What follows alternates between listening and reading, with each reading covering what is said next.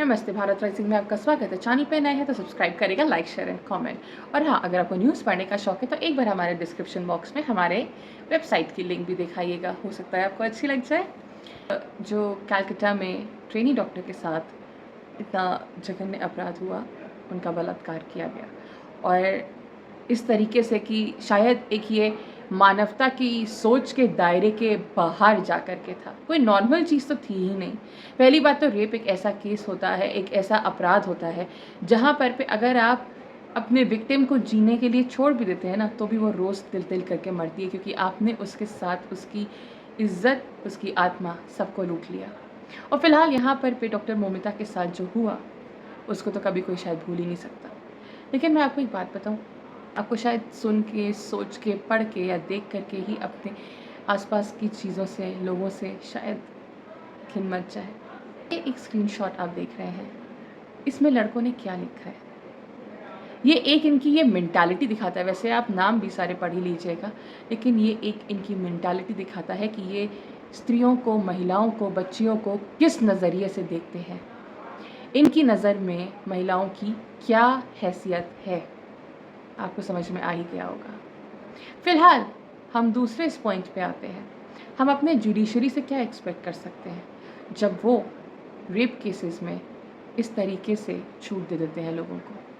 महिलाओं की इस देश में एक्चुअली इज्जत है या नहीं है, ये तो अब वाकई एक बहुत बड़ा सवालिया चिन्ह है। घर में औरत बच्ची है नहीं मालूम है मेरे को। अगर औरत बच्ची होता तो मालूम होता था। ये हिजाब रखने का मतलब क्या है? ये हिजाब क्या, औरत बच्ची जो होती है, जो बड़ी होने के बाद जो है उनको गोशे पर्दे में रखते हैं, यानी उसकी खूबसूरती होती है।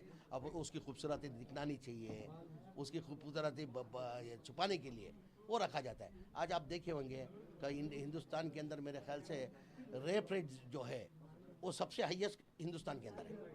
वजह क्या है? ये गोशे पर्दे में नहीं होने की वजह से। और ये आज से नहीं है सिलसिला, ये है और कंपलसरी भी नहीं है। कंपलसरी पहनना करके नहीं है, जिसको पहनना है, जिसको हिफाजत कर लेना है, जिसको उसको खूबसूरतता की दूसरे को नहीं दिखाना है, वो लोग हिजाब पहनते हैं। ऐसा नहीं कि कंपलसरी हिजाब पहनना करके।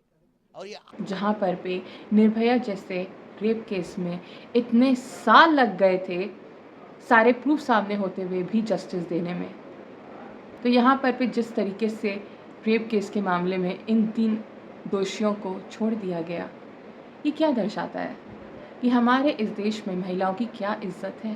कुछ नहीं। आप बस यहाँ पर क्या एक कमोडिटी की तरह हैं? शायद।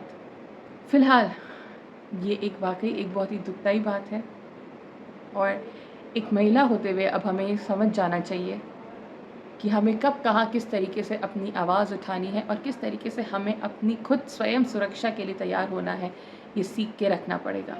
आँखें खोल लीजिए, ज़माना आज अच्छा नहीं है। ये मैं लड़कियों को ज़रूर से बोलूँगी कि अपने लिए खुद को तैयार रखिए, क्योंकि आप सुरक्षित हैं तभी सब सही है। किस पे विश्वास करती हैं, किस पे नहीं करती हैं, ये प्लीज़ देख कर के करिएगा। आपकी ज़िंदगी आपके हाथ में है। नमस्ते।